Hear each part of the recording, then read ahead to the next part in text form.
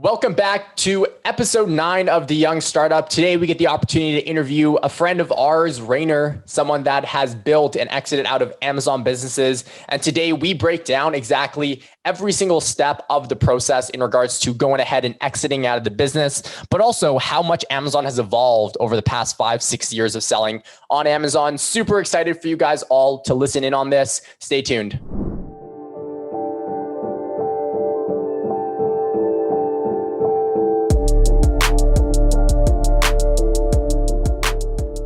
Welcome back to another episode here with The Young Startup. Today we have a special guest. His name is Ranier. Ranier was actually connected with us from a close friend of ours, Michael. He was willing to hop on a call with us, and we were just so impressed with the knowledge that he had about Amazon and his journey. And we thought it was foolish for us not to ask him to come on his podcast. And of course, he agreed to, which is why he's here today. So Ranier, thanks so much for being here and spending the time to chat with us and our audience. We're going to be going into something very, very interesting today. And Ranier's going to be talking about how he's been able to exit out of a business in the Amazon world. And he's going to break down that process for us for the people that are interested in getting into Amazon and want to realize what that opportunity looks like when it comes to actually exiting. So Ranier, I'm going to let you jump in. Why don't you tell us a little bit about your story, your Amazon journey, and just who you are as an individual? Sure. Right on. Eric, Brian, first off, thanks for having me here on the podcast today. I got started in Amazon e-commerce back in 2015. I saw a Facebook ad from Amazing Selling Machine, and I think back then it was Amazing Selling Machine 4, and it said, hey, learn how to sell on Amazon. And this was back in the day before Amazon was quite the household name it is today. So basically saw the ad, clicked on the ad, went through the sales funnel, said, what the hell, this course is just a few $1,000. I'm willing to give it a shot. I grabbed one of my best friends from high school, said, I'm going to bootstrap this thing with 10K of my own funds. Like, you want to see where this can go? And so a few months after we got started, we launched our first product. It was a compression sock. And a few months after that, we were like making some serious money. So at the end of 2015, we said, let's get super serious about it. 2016 went full bore into making it a full-time thing. We grew that company's revenue after expanding the SKU lineup that we had to about 1.7 million in revenue. And we exited from that brand in 2018 for a little bit north of 1.1 million plus earnout incentives. Damn. What a story. Compression socks, man. It socks. just comes to show that, the power of the internet, people buy things that you may not necessarily think they would buy. But the fact that you were able to build a SKU line and a whole brand around it and then exit it for 1.1 million, just crazy. So in terms of that project or that brand in specific, 1.1 million, you grew it to 1.7 million. How many years were you running it before you sold it? And what did that look like? Sure. So we were running it for about 2 years full time. So 2016 and 2017. Obviously, we started in the summer of 2015, but it was more of like a side project, more like, on the weekends, let me see what I can do. So I'd say two years full time. And at the start of 2018 is when we had decided to sell it. Awesome. Cool. Awesome. Yeah. We're very similar. When everyone jumping into the Amazon space, they always almost want to prove the concept. I think a lot of people and those gurus out there, they really try to promote it, and it comes across as that get rich quick scheme. So we dove in with a very similar mindset, prove the concept to ourselves, work on it as a side hustle. But as soon as we saw that opportunity and we knew that we could make the money doing this business on a full-time basis, we took that leap of faith, and it's been fruitful ever since, to say the least. Absolutely. Just out of curiosity, how much SKUs did you get up to over that, two-year full-time period? 2 year full-time period. I think we had, if you don't include variations, I think we had like 10 unique products. Obviously, with compression socks, you need multiple variations because of sizing and coloring and all that stuff, but about 10. Yeah. Cool. I actually would like to dig in a little bit more on that because, I haven't necessarily been appealed to get into any kind of apparel, shoes, anything along those lines for that exact reason, due to the fact that there's so many different SKUs. Was that a challenge for you, out of curiosity, in terms of managing fulfillment or managing inventory projections, things along those lines? Absolutely. I personally would probably not do an apparel related private label brand again, just because of that. The good thing about compression socks, though, is that it's not as specific of a sizing as like a t-shirt, for example, where somebody's going to want it to fit a very specific way. So the rate of returns for us were pretty low because we essentially had like small, medium, and large, which fit a wide range of people. People might be in between sizes. So oftentimes it worked out for them. Fair enough. Cool. Yeah, that makes sense. That makes sense. Now, taking it back to that first business that you sold there, Rainer, what are some of the challenges that you faced that, either seriously set you back or things that, our audience can really learn from? One of the things that I had to learn the hard way was just the mental grit that you need to be successful on Amazon. It was one of those things where me and my best friend got into the Amazon space. We were like, whoa, we're making real money. Let's get other people that we know into this space, because it was just a great opportunity for the everyday person to make a real meaningful business. And one of the things is just the mental grit. You're going to have setbacks for sure. There's going to be days where you don't feel like moving yourself forward, but you need to just pick yourself up off the ground when you're having a bad day and just continue chugging along. Yep. I'd say that's one thing. The second thing is to understand that you are playing by Amazon's rules. And as much as you may curse at them, as much as you may hate how things are, that's not as productive as saying to yourself, okay, well, I accept that Amazon is this way. What can I do in spite of that or in light of that to make sure that I'm still working and being successful on their playground? I love that. I love that. Nobody's ever put it that way, but it's so true, right? Like sometimes we need to abide by rules. Amazon's doing us a favor. They're allowing us to use their platform. We can become millionaires and make a lot of money off of that. And the amount of forums, the amount of threads that I see on chats about people complaining about Amazon, it is true. There's hiccups that we have to deal with, but in any single business, there's always going to be something that we have to deal with that we need to get past. So I love that. The advice that you gave was basically mindset related, right? That's Absolutely. A key component to entrepreneurship, regardless of what you do, whether it's selling on Amazon or doing anything, building a full-on SAS or SaaS product or anything like that. There's going to be setbacks. Awesome. Totally. And with what worked with your business back then, I'm curious because you started in 2015. Nowadays, Amazon and the landscape of Amazon has changed so much. Is there anything that crosses over, or how has the world changed, and how have you been able to adapt to that in terms of like staying on top of what's actually changing? Yeah, I think Amazon is a very different place today than it was 5 years ago when we first got started. I'd say like in 2014, 2015, it was about just getting anything up. If you got a product on Amazon, you would probably make some money. Now, we all know that's not how it is today. Yeah. But some of the things haven't changed. And some of those things are having something that's a really high quality product. If you have a really high quality product, back then and even today, you're still probably going to have decent odds of success.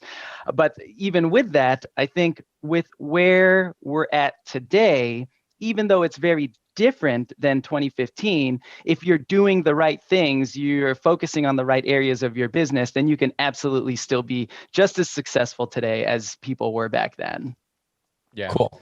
I'd like to dig in a little bit further in regards to, coming up with that premium product. Do you have a specific process in regards to how you would essentially find a product that's selling well on Amazon and how you would come to market with a better offer? How do you go about that? Sure. So we have a system in which we're trying to identify products that have high demand and moderate to low competition. We don't mind some competition, but obviously, we don't necessarily want to get into something that's super high demand and super competitive just because you'll need to invest a lot of financial resources in order to start competing with them. So assuming you have a product that's high demand and moderate to low competition, the thing we always ask ourselves is, okay, what can we do based off of the average product in this niche to really make our thing stand out? Can we improve it in some way? Can we make it more beautiful in some aspect? But we don't want to come in and say, hey, we're just going to copy another product and think we're going to have some success. Yeah. I agree with that. I think our very first product, knock on wood, it's our hero product. It does, 50% of our revenue, but very, very similar approach. I love how you said, find a product that's high in demand, but has low competition. I also take the look at, has it been increasing over time? Because to put things in perspective, our first product, I think on average was doing like 7,000 in monthly revenue, had about 150 reviews. Fast forward 2 years, we identified that the graph, a Google Trends graph or a viral launch graph was increasing over time. That product now does on average like $40,000 to $50,000 in monthly revenue. And then the competition, there's like 2,000 average reviews. So we got in when it was low. And now we've kind of boxed everyone else out. And I think that's kind of the best scenario to get into with a product. That's a great point. And I totally agree with that. You don't necessarily want to go into a niche that may be dying, right? Yeah. Like weighted blankets, I think, is one of those where it was super big in 2018, started to peak, and it's still generally high. But I would imagine that the niche itself is no longer growing. So I think that was a great point, Brian. That's where it comes in where, it's important to launch multiple SKUs because, there's always going to be peaks and valleys and there's always going to be trending products, but it's how you diversify that, right? Very similar to investing. You want to have a diverse portfolio. So definitely resonate with that. Another thing that you mentioned was, as long as you're focusing on the right areas in the modern age compared to before, you can still succeed. Are there specific areas that you think people, again, in 2021 should focus on and really like kind of keen into right now? Yeah, back in the day, we would just say, hey, focus on niches that are big or that there's generally like wide mass appeal. These days, I think you can start getting into some of the sub niches. So an example of that could be like in home and kitchen products. If you're selling like a pot, for example, there's woks is like a very specific type of pot, but woks in 2015 would not have been great to get into because the demand was so low, and it's a very sub niche type of product. But woks these days, if you look at that niche, I think that's actually a pretty good niche to consider. So like even more specific. Yeah, going sub. I guess our main brand is exactly like that. We're in tools and home improvement, but we've really focused in on only launching products that are more so around the organizational niche. So we're going very sub there. Makes total sense. Cool. So, I'd like to dive in. Eric mentioned that we're going to get into something very interesting, how to exit out of a business and essentially the stages within that. So first of all, we know you have experience. You've exited out of one brand so far? I've exited out of one brand, correct. Awesome. And then you're in the process of building and exiting out of how many more? A second one that we plan to sell. We've gone through the process of potentially selling at the start of this year.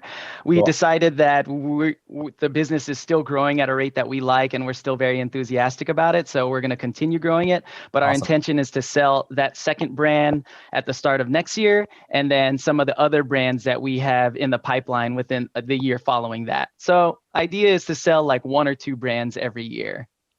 One brand every 1 to 2 years. Cool. I love that. Awesome.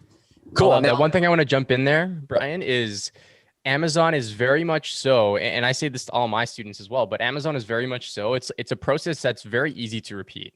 And, you by saying that, like imagine being able to exit out of a business every 1 to 2 years, selling for 1 to 2 million plus. I know that you're going to be getting a lot more for this new brand. But that's a serious payout and regular payout. I talk about the same thing with product research or a product launch. Once you lock down a product launch, you know what works for your brand, your customer base. You can very much so take that launch strategy and go and repeat it. Now, there is going to be times where you might have to course correct, of course, so be very mindful of that. But once you get it, you get it. It's like second nature. And, I love how you were able to break it down. It's the same thing for selling businesses. Absolutely. And one of the reasons why I like this style is that with every brand that you build, by exiting from that brand, you're actually de-risking yourself long-term. If I just had one big brand and I focused on building it over the course of 10 to 15 years, I may not be able to de-risk by taking money off the table until I ultimately exit that brand way down the line. But if we have a tight focus where we say, hey, let's build a brand, let's do the processes and grow it in the way we we know that we can grow it tremendously in a short period of time, and then hand it off to a buyer or an acquirer who may have more financial resources, who may have more personnel to keep growing the business, then I can de-risk myself by taking that exit and then plowing some of those proceeds into a new brand and start accelerating the growth of the newer brands that I want to build. Cool. I love that. I love that perspective. Cool. So let's get into how to exit out of a brand. First of all, please break down essentially the stages that we look at when we are exiting a brand. And then let's just kind of dive into, what's involved with those stages and like any specific maybe do's and don'ts, tips and advice within each stage. Sure.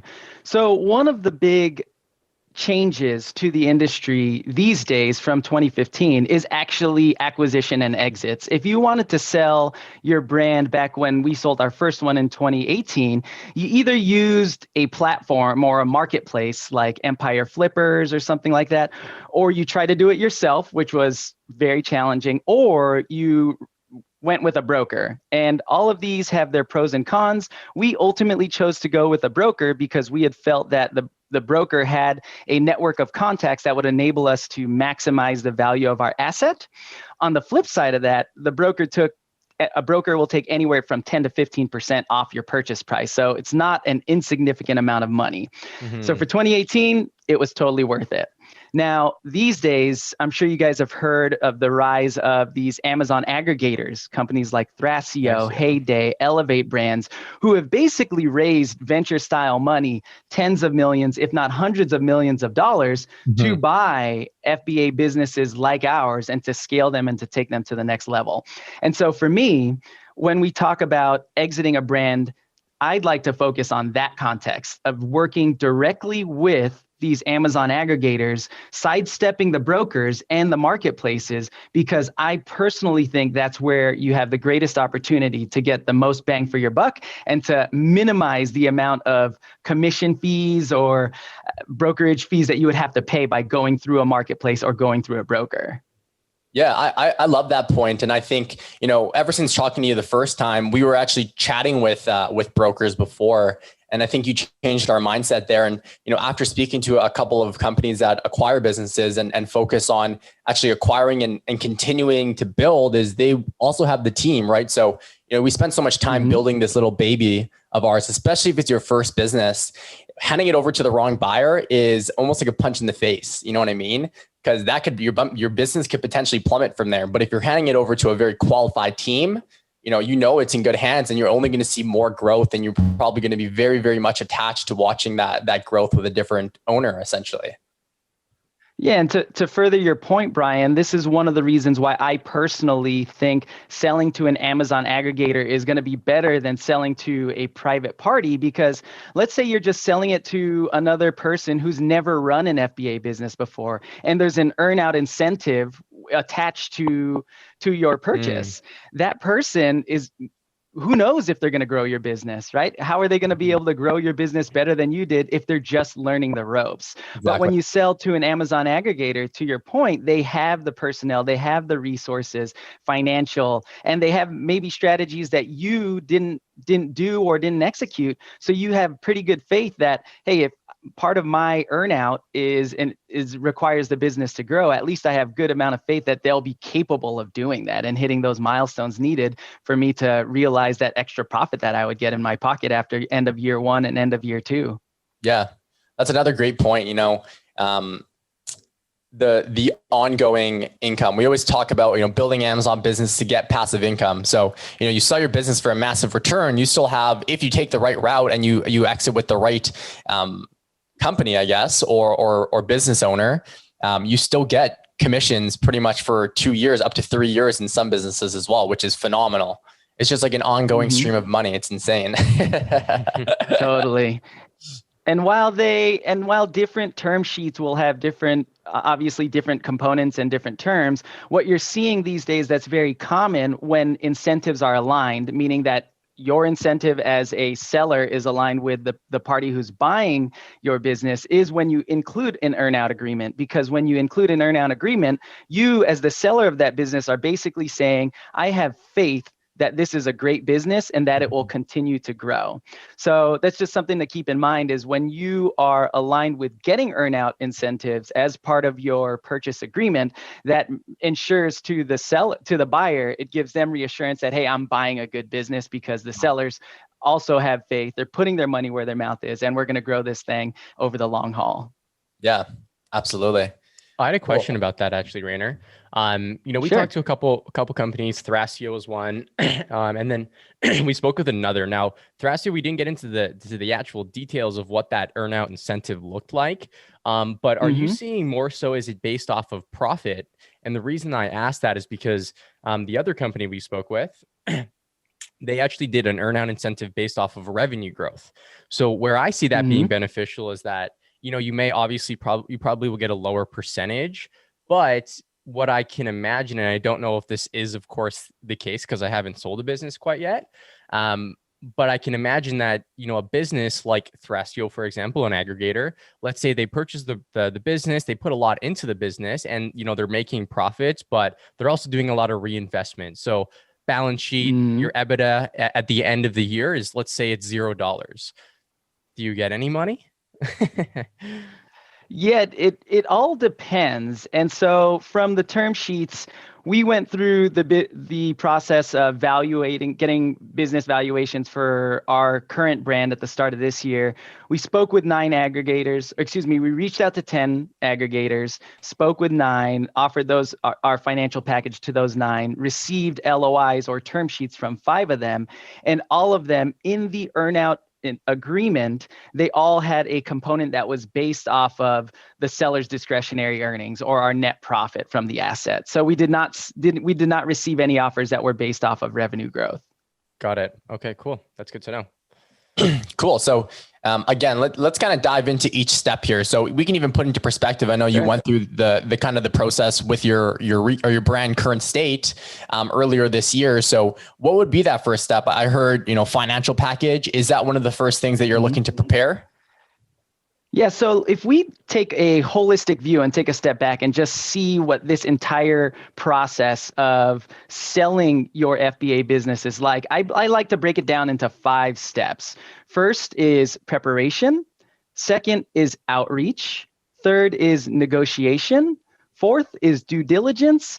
And then 5th is asset transfer and closing.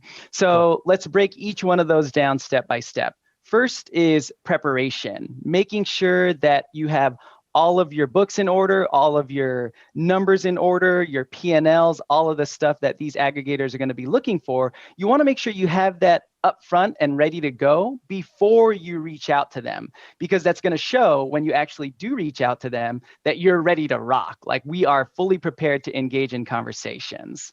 So after you're prepared, then you do some outreach. I would highly recommend that you make a list of all the potential aggregators that you'd want to talk to. And once you make that list, you reach out to them all at once. The reason being is because you want to control the timeline and you want to control the frame here. When you reach out to all of them all at once, it makes sure that you are being focused and that you can tell all of them, like, hey, I'm reaching out to a bunch. These are the timelines we're working with.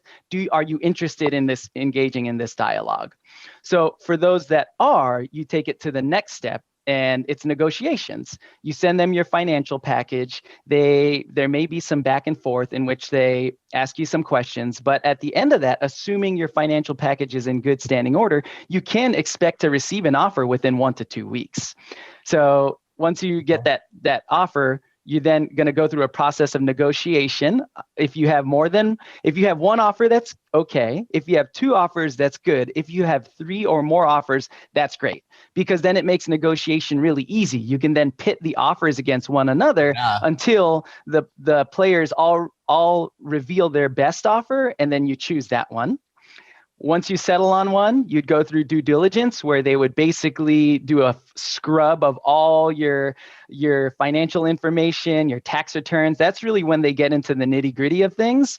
And assuming that all goes well, you set a date to close, you transition, you probably provide some support and ongoing support for about 30 to 45 days. And then you ride off into the sunset, go on vacation in Bali, and retire for a year before you come back and do it again. That's exactly what you did, didn't you, when you first sold your business? business? You went over to Bali?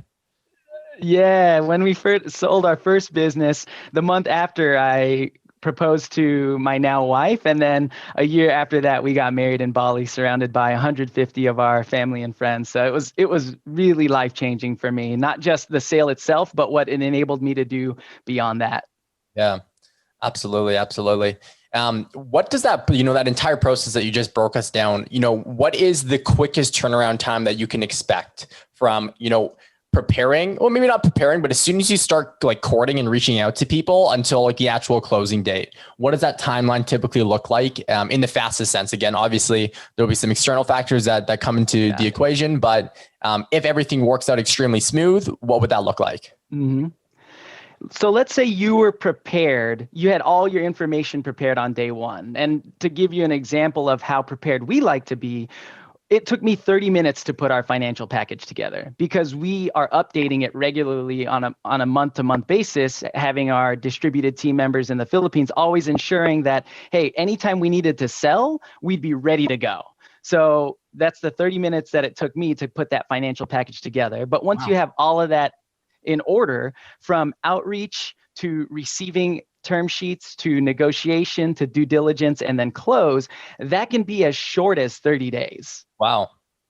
That's a quick turnaround. People move fast. It can be very quick. Yeah, most aggregators, if you go on their website, that's actually one of their strong marketing points is they say, hey, we move very quickly through these deals. Because once you've made the commitment to sell, you don't want it to linger, right? Like it's like pulling off a Band-Aid. You want to do it as quickly as possible. Obviously, you don't want to rush through it, but you want to make sure that it's a top priority for you and the person buying your business. So a lot of aggregators will say up as short as 30 days. Realistically, I think 45 days is a good benchmark with up to 60 days to account for any hiccups or setbacks or maybe some back and forth in that process. Yeah, I'm curious about those setbacks actually. Like it, obviously with the business you sold, I'm not sure how smooth of a transition that was, but if somebody was selling their business, what are some things that buyers can expect they need to be able to answer? What are some hiccups that could come up? Like what are reasons why a buyer might be like, I don't want to deal with this business? Like what are some of those things in your mind? So for me, one of the most important things when going into this process as a seller for us, the business owners, is transparency and honesty. Because if you are trying to hide something in the beginning or you're trying to be underhanded about something, it's going to show up in the numbers during due diligence. So let's say you're selling your business, and we all know ranking giveaways, full price buys, it is a common strategy to get your rank going. And Amazon aggregators know this. So if you when you're upfront with them, if they say, oh, how have you ranked your products in the past? If you don't make mention of that, they're going to see that, oh, well, in the financials, there's like these weird line items where you're sending people money through PayPal and all that stuff. So that could set you back. So I think being transparent and honest is super duper important. Like I think that just goes in general in life, but especially when you're looking to sell the business, because if you lose that trust in any way, shape, or form, it just derails the process in a way where the whole deal could fall apart. Very good point. Very good point. And then the other question I had as well, just because, this wasn't something I was fully aware of until, actually just a little bit before we talked about it, but SDE, seller discretionary earnings, that's the number that buyers look at. If you don't mind breaking that down and what that actually entails, just so people can get some perspective. Absolutely. So let's start with just the sale itself. What was a learning point for me when we went to sell our business the first time is that buyers actually don't buy your business. They don't buy your company. They don't buy it. They buy the asset, which is basically the FBA account. And the reason for this is it makes things very simple. If they bought your company, then they would be responsible for all the taxes that your company has to pay. They would be responsible for any like liens or claims against it. So it's actually much easier for them and for you if they just buy the brand asset.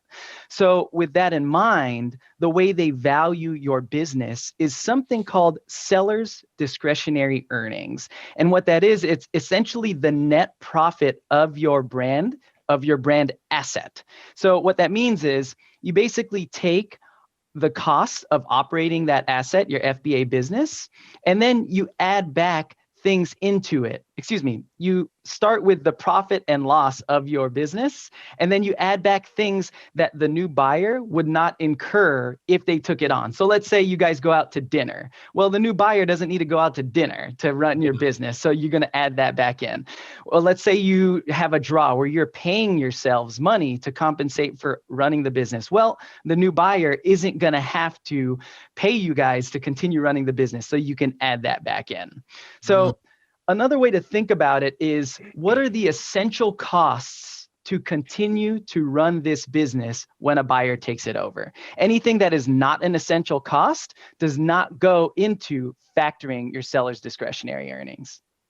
Got it. So we're talking like pretty much like cost of goods sold, advertising. Those are like the main things pretty much. Yeah, advertising, software subscriptions, if you have that, ranking campaigns. Now, this is kind of a gray zone here, because one can argue like, hey, I ran a ranking campaign once just to get the initial rank going, but I don't need to incur that cost to maintain the rank now. So some aggregators that I've spoken with said, okay, yeah, add that back in to your profit. But other aggregators have said, well, no, not really. That is part of the process of maintaining the business and growing it. So they won't. So ranking campaigns is kind of a gray zone in terms of what you'll need to discuss with that particular aggregator, how they view it. Fair enough. And then, you mentioned you went through this process at the beginning of the year. Could we talk about the multiples that you're seeing in the market right now? Because I know that the appetite for the purchase of Amazon businesses, this year in specific is really crazy. What were you getting? Yeah, so let's talk about the state of business. When we talk about the state of the economy in general, the state of the economy is that money is super cheap. Money is super cheap right now to borrow, right? Interest rates are at all-time low. And so a lot of these firms, these aggregators, are raising a ton of money, tens of millions of dollars to buy up aggregators. So now that there's more demand in the space, obviously that's going to drive up asset prices. So back in the day, in 2018, what was common to see as a multiplier of your SDE was anywhere from 1.5 to 3x. For our previous business, we got 2.25x our SDE, which was pretty good at the time. These days, what you're seeing is anywhere from 3 to 6x your SDE. So you're seeing a lot more money going on the table. And just to give you guys some hardcore numbers, our SDE for 2020 was a little bit north of 500,000 for our current brand in question. And the best offer that we received all in, when you factor in earnout incentives and all of that jazz, was a little bit short of 3 million. So we were right at that 6x multiplier. Let's go. That's massive. I was just going to say, like, crap, you could have made a lot more money on your previous brand, the compression stocks brand, if that multiple was then. That's crazy. Totally. That means your SDE was probably around a similar point, similar point to what it was with your current business. Is that correct? With the first That's business? Correct. Interesting. Yeah, our first one, our SDE was, I believe it was like 475K, that trailing 12-month period in which they use that to value your business. And then this current business was, I believe, like 525 or something like that. But they were very similar. That's incredible. So you're going for an even bigger exit. I'm excited to see what that number looks like down the road in a year. Cool. Yeah, our goal is to get offers for 5 million at the start of next year. Woo! 5 million awesome. all in. Do you think that the state's going to change in terms of these multiples being as high as they are right now? I think there's a couple of things at play here. One is the tailwinds that COVID gave to e-commerce sellers. Yeah. So everyone in 2020 just got this huge boost in which the Amazon pie became super big. So even if your slice of the pie stayed the same or was smaller, the overall pie was bigger. So that was great for you. And I think that trend will continue this year. So that's one thing to look out for, is like, how long is this tailwind going to help? On the flip side of that is how long is money going to continue to stay cheap for in terms of being able to pour cash into buying up these businesses? So I personally think my own outlook, given current conditions, are the next 1 to 2 years, 2021, 2022, and probably in a little bit into 2023 are going to be prime time to sell FBA businesses. Love it. I'd like to dive in a little bit further into the preparation stage. You said like it was very simple for you to put your financial package together. It took you 30 minutes. What are some of the things that a seller could do pretty much on a monthly basis, I guess, in order to make that process very similar and short like yours was? Sure. So one is to ensure that you are always calculating your monthly P&L or your monthly SDE. We use those terms kind of interchangeably, even though in an accounting perspective, they're very different. But just in the context of Amazon sellers and the way we think about our business, let's use those terms synonymously. And the way you can do that is actually very simple. There's only 3 really things that you need to calculate your monthly profit. It's your Amazon business report, the summary report that's paid out. It shows your revenue and then it shows your expenses there. You couple that with the units that you sell on Amazon. You take a screenshot of your sales dashboard broken out by parent ASIN for that given month, and then you use those units, and then you build a spreadsheet that factors into the COGS of those. And then you, at the very bottom, you just subtract all the things that are required for the ongoing maintenance of your business, your software subscriptions, your advertising costs, all of that jazz. And then at the very bottom, in that super simple P&L, you will see what your monthly SDE is for that. And that is by and far the most important thing that you can do to make sure that you're always staying ready and that you just have an accurate assessment of how your business is truly performing. Yeah, I think that's a great point. I think that's something Eric and I, to be quite frank with you, didn't do until we met you. We just started doing it.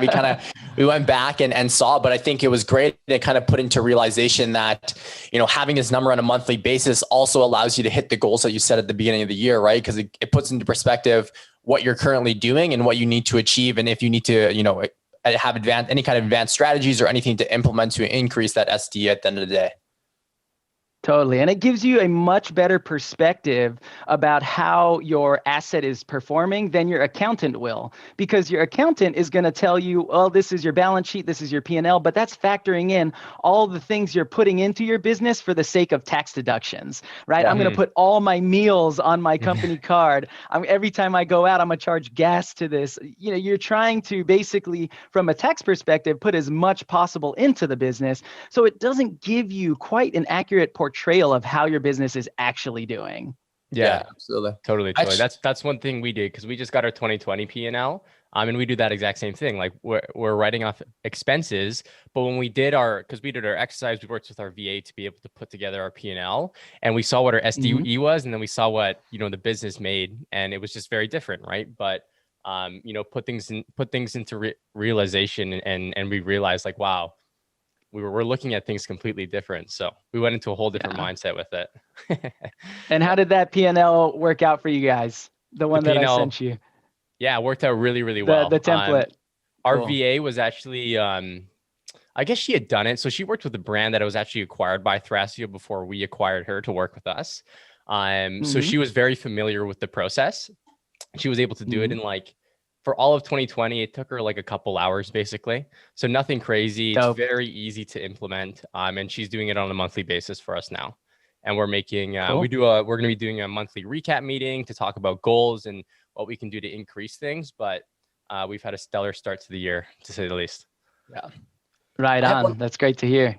I had one more quick question. You said, subscription costs. So do these subscription costs, so for example, let's say I have a subscription cost for tracking profit, like a shopkeeper or a fetcher, for example, that isn't something that necessarily is necessary to operate the business. Would that be a subscription cost that we include into the P&L, or would that be a subscription cost that we could potentially take out? That one is up for negotiation. So what I would do moving forward is if I were to reach out to these aggregators, I would actually send them two versions of the P&L. I would send them the version with all of the things in it, like every single thing that we know we've incurred to grow and manage our business. And then I would send them another version that just says, hey, we're taking all of the add backs out, the things that we would add back in that aren't required for you to continue doing. And this is what we propose our SDE to be. Now, I like this because you're basically telling them, this is how we view the business. You tell us if you agree or not. And then that way, you're upfront about some of those costs that may go against the business or may not go against the business. So you don't have to wait till it comes out in due diligence. Because if you wait until it comes out in due diligence, then it's like, okay, now we have to backtrack on all the numbers that we had agreed to this point, and it just causes a lot more headache. So that's why, going back to my point about being as transparent, upfront, and honest as possible is super key to this process. Totally. Yeah, transparency is always key. Absolutely. Yeah. Alrighty. Well, Ranier, it's been a great podcast. I always, out of these podcasts, I learn a lot myself. So it's selfish in a sense, but I always like to dive into kind of what's next for you. Obviously, the goal for you is to keep building brands, keep selling brands. But what other projects do you have on the go, and what does the next little bit of time look like for you? Sure. So these days I kind of split my time in 3 domains, all related to e-commerce, of course. It's building my own brands. Then I also do consulting work for FBA brands and brands that do D2C. D2C is something that I feel is the huge next step for us Amazon FBA builders. So I consult for brands on D2C, and this year we have a huge project and undertaking to really increase our own D2C channel. And then third is I'm going to start getting into courses. So I've been an advisor and a consultant for different brands, helping them grow their business, but now really helping different brands exit their business. What's the next step? Let's take that next step of exiting. So over the summer, I'm going to be dropping a course called $1 Million FBA Exit, in which I basically teach people what we've talked about today. Every single step of the process in which how you can sell your FBA business for max profit in 45 days or less without a broker. So the value add is going to be tremendous, because if you think about how much a broker would charge you to do all the things that I would teach you, that's going to be, if you sell your business for $1 million, save you anywhere from 100 to 150 grand. Yeah. You can charge 50 grand for that course. People still get a positive ROI. It'll be definitely a very tiny fraction of that, but I'm hoping that it's like 10x or 100x worth its cost. Yeah, I love that. That's some extreme value. I'm excited for that. I'll definitely be hopping in on that. We'll be a customer for sure. Yeah, awesome, Ranier. So, the way that we always like to wrap things up here is our audience, and who we really want to hone in on are the younger demographic. So people like us, and some and even people that are wanting to get into entrepreneurship but don't know where to start. So, what is some advice that you can give to someone younger looking to get in business or looking to start an Amazon business? Knowing and having the experience that you do now in the entrepreneurship world. Totally. Well, I'll date myself a little bit. I'm 36. I'm going to be turning 36 years old and this year. And so, you look young. Thanks. It's the Filipino genes, It's the Filipino, I was just going to say. Yeah. And to be quite honest with you guys, I failed a ton in my younger years. Even though I went to a great school, I went to Stanford. I was in IT consulting for 5 years, started to do my own entrepreneurial stuff in 2012, and I struggled for the first 3 years up until 2015 when I got into e-commerce, and that's when I was lucky to start having a little bit of success. So for my younger self, something that I would have told myself is like, hey, don't rely on your intelligence. What you need are habits, and you need the positive habits that are going to help you progress yourself every single day towards your end goal. And there's no such thing as a get rich quick scheme. You have to work super duper hard. And those habits are going to be the foundation for which you build your business upon. Because if you can maximize your productivity, that is already going to give you a competitive advantage over a lot of other people. A second bit of advice that I would have for younger people is that these days, it has never been easier to build a brand, even your own personal brand or an e-commerce brand. So when you have that mindset that things are possible, and you just get over this fear of failure and fear of imposter syndrome, that will actually help you accelerate yourself forward and help you be more open to talking about your failures and talking about your successes with those around you. And you'll find that you're going to start attracting other successful people who want to help you out. I love that. I love that. Yeah, absolutely. It's always about building that foundation before you can build upon it, right? And habits and, having a good solid routine and setting and being able to set goals and work to those goals. That's been pivotal in our success. And being on top of that kind of stuff, because consistency brings results at the end of the day.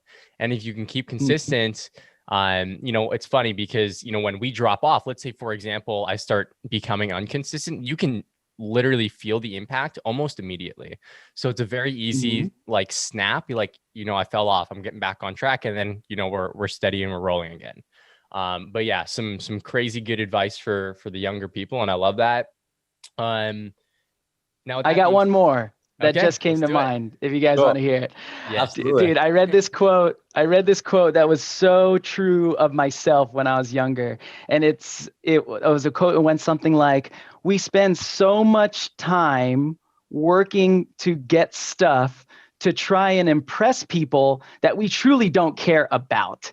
And to me, that really summed it up, because when I was younger, I was so concerned about like having stuff and being flashy and impressing all the other young people around me. And as I got older, I came to the realization that like, who cares about other people's opinions? All I truly care about or should care about are the people that are in my tightest circle, the people that are closest to me, my friends and my family, and not worry about anybody else. And when you shift your focus in that way, it gives you a lot of clarity that I think is helpful to move yourself forward. I 100% agree with that. I think, at the end of the day, if you don't follow that and, you're not really looking for, let me think of the correct words here, but validation. Yeah, exactly. Validation. If you're not, the people that will follow you are the people who truly look up to you. And those are the meaningful people. Those are the ones that bring you up at the end of the day. The people that don't necessarily, the haters, so to speak, those are the ones that are going to drive you down. So it's better to cut ties with those guys right off the bat. We were very similar in our high school lives. We were very much so looking to impress people, trying to be as popular as possible. But as soon as we dove into our corporate lives and then into our entrepreneurship lives, what we started to do, we started to be more vocal around our passion and what we're looking for. And as soon as we started doing that, we realized who our true friends really were at the end of the day. And that's when we started to, wake up with a lot more energy, with a lot more passion. And we felt like we were impacting a lot more people on that. It kind of comes in tenfold. That makes sense. Yeah. So 100% resonate. Absolutely. Awesome, Ranier. Well, this has been a great episode. I know our audience is going to absolutely love it, and I'm definitely going to be sharing this with my Amazon community. Now, to sum things up again, Ranier, where can people find you? I don't know if you have social media or anything like that. I know you've already dropped the name of your course. When that goes live, I'll definitely be posting that on our pages and all that kind of stuff. But I guess pimp yourself out, and where can people connect with you? Sure. You can slide up in my DM on Instagram. I'm at Ranier, Ranier. I don't really use social media, so it might take me a few weeks to read your message and then get back to you.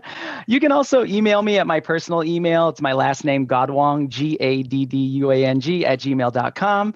I have my EA reads all of my emails and forwards along the more important ones to me and bubble it up. So I can't reply to every single email, but I promise I will read it. And if it warrants a response, I will respond to you in a timely fashion.